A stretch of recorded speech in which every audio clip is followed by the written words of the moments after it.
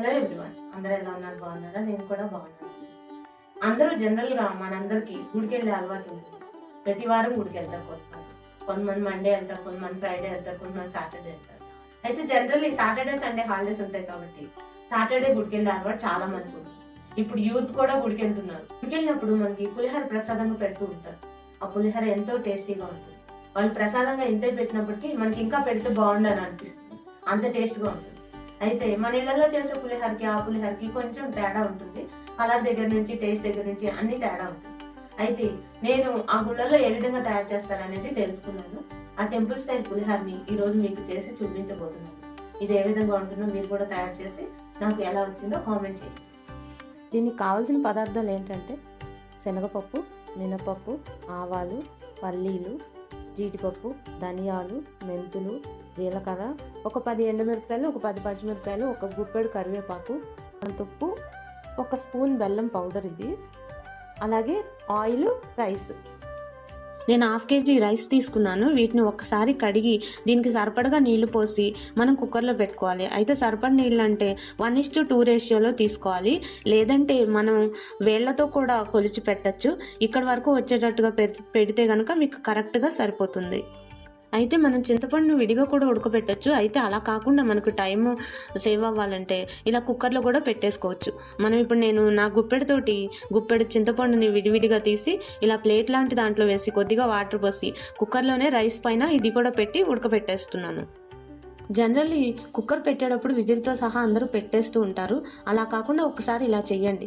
మీరు విజిల్ పెట్టకుండా ఫస్ట్ మూత పెట్టేసి తర్వాత కొద్దిగా ఆవిరి పైకి వస్తూ ఉంటుంది కదా, అప్పుడు కనుక విజిల్ పెట్టినట్లయితే మీకు టైం సేవ్ అవుతుంది, తొందరగా విజిల్స్ వస్తాయి, రైస్ కూడా బాగా ఉడికి పువ్వులా వస్తుంది. ఈ కుక్కర్ 3 విజిల్స్ వచ్చేంత వరకు ఉండి స్టవ్ ఆఫ్ చేసి ఇది చల్లారేంత వరకు వెయిట్ చేయాలి. కుక్కర్ చల్లారిన తర్వాత పైన చింతపండు ప్లేట్ తీసి మనం పప్పు గుత్తి ఉంటుంది కదా, దాంతో ఇలా గనక స్మాష్ చేసినట్లయితే చాలా మెత్తగా అయిపోయి గుజ్జులా చింతపండు వచ్చేస్తుంది. ఇప్పుడు చింతపండులో వేస్టేజ్ అనే మాటే ఉండదు. ఇలా ఒకసారి మీరు కూడా ప్రయత్నించి చూడండి. తర్వాత ఒక వెడల్పాటి బేసిన్ తీసుకుని మనం ఉడకబెట్టి ఉంచుకున్న రైస్ను కూడా ఇందులోకి ట్రాన్స్ఫర్ చేసుకోవాలి. చూసారా రైస్ ఎంత పువ్వులాగా వచ్చిందో? మన నీళ్ల కొలత కరెక్ట్గా పనిచేసింది. ఇందులోనే ఒక 1/2 స్పూన్ పసుపు, అలాగే కరివేపాకుని ముక్కలుగా కట్ చేసి ఇందులో వేయండి. అలా వేస్తే కరివేపాకు ఫ్లేవర్ రైస్కి బాగా అంటుతుంది. అలాగే 2 గరిటెల ఆయిల్ కూడా ఇందులో వేసి కొద్దిగా కలపండి. ఈ ఆయిల్ పప్పు నూనె కానీ శనగ నూనె కానీ అయితే ఇంకా టేస్ట్గా ఉంటుంది. నేను శనగ నూనెను వాడుతున్నాను. ఆయిల్ రైస్లో వేయటం వల్ల మెతుకు అంటుకోకుండా పులిహోర విడివిడిగా వస్తుంది. ఇప్పుడు మనం అసలైన టెంపుల్ స్టైల్ పులిహోర పౌడర్ తయారు చేసుకుందాము. మూకుడిని వేడి చేసి ఇందులో ఒక 2 స్పూన్స్ మిరియాలు, 1 స్పూన్ మెంతులు, 1 స్పూన్ ఆవాలు, 2 స్పూన్స్ జీలకర్ర, ఒక 4 ఎండుమిరపకాయలు వేసి కొద్దిగా వేగేంత వరకు కలపాలి. తర్వాత దీంట్లోనే 2 స్పూన్ల వరకు ధనియాలు వేసి ఇవి బాగా వేగేంత వరకు దోరగా వేయించుకోవాలి. ఇవి వేగిన తర్వాత స్టవ్ ఆఫ్ చేసి కొద్దిగా చల్లారనిచ్చి దీన్ని మిక్సీ జార్లోకి తీసుకుని మెత్తగా పౌడర్ చేసి పక్కన పెట్టుకోవాలి.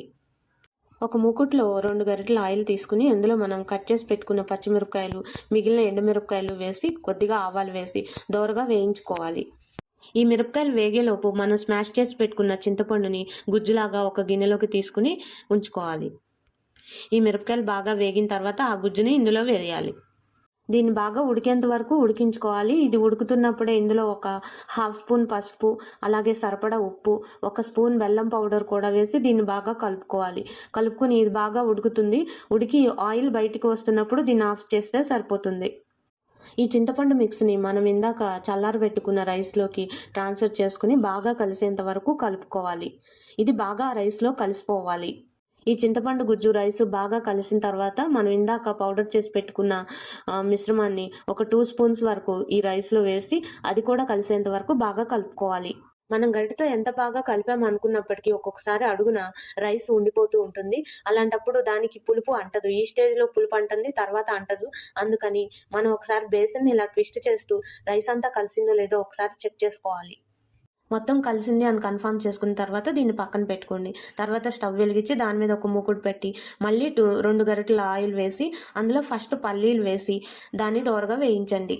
2 మినిట్స్ తర్వాత ఇందులోనే శనగపప్పు, మినపప్పు, ఆవాలు, అలాగే ఎండుమిరపకాయలు 6 ఎండుమిరపకాయలు ముక్కలు చేసి ఇందులోనే వేసి దోరగా వేయించుకోవాలి. కొద్దిగా వేగిన తర్వాత ఇందులోనే ఒక గుప్పెడు జీడిపప్పు పలుకులు కూడా వేసి బాగా వేగేంత వరకు వేయించిన తర్వాత ఇందులో ఇంగువ అలాగే కరివేపాకు కూడా వేసి వేగిన తర్వాత స్టవ్ ఆఫ్ చేసుకోవాలి. మనం ఇందాక రైస్లో పులిహోర పౌడరు అలాగే చింతపండు పేస్ట్ కలిపి పెట్టి ఉంచుకున్నాం కదా, అందులోకి దీన్ని ట్రాన్స్ఫర్ చేసి బాగా కలిసేంత వరకు కలుపుకోవాలి. పోపు ఇలా లాస్ట్లో వేయటం వల్ల పోపు కరకరలాడుతూ ఎంతో టేస్టీగా ఉంటుంది. మనం ఎంత గరిటతో కలిపినా లాస్ట్లో ఒకసారి చేత్తో కలిపితే ఆ టేస్టే వేరుగా ఉంటుందండి. ఒకసారి దీన్ని మొత్తం కలిసేంత వరకు చేత్తో బాగా కలుపుకోండి. మనం ఎంత ఇంట్లో చేసినప్పటికీ దేవుడికి నైవేద్యం పెడితే వచ్చే టేస్టే వేరుగా ఉంటుంది.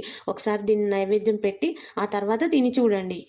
ఎంతో టేస్టీగా ఎంతో కమ్మగా ఉండే ప్రసాదం పులిహోర రెడీ. మీరు కూడా ఒకసారి తయారు చేసి ఎలా ఉందో నాకు కామెంట్ సెక్షన్లో తెలియజేయండి. అలాగే ఈ వీడియో నచ్చితే మీరు లైక్ చేయండి, సబ్స్క్రైబ్ చేయండి, మీ ఫ్రెండ్స్ అండ్ ఫ్యామిలీ మెంబర్స్కి ఈ వీడియోని షేర్ చేయండి. Thank you.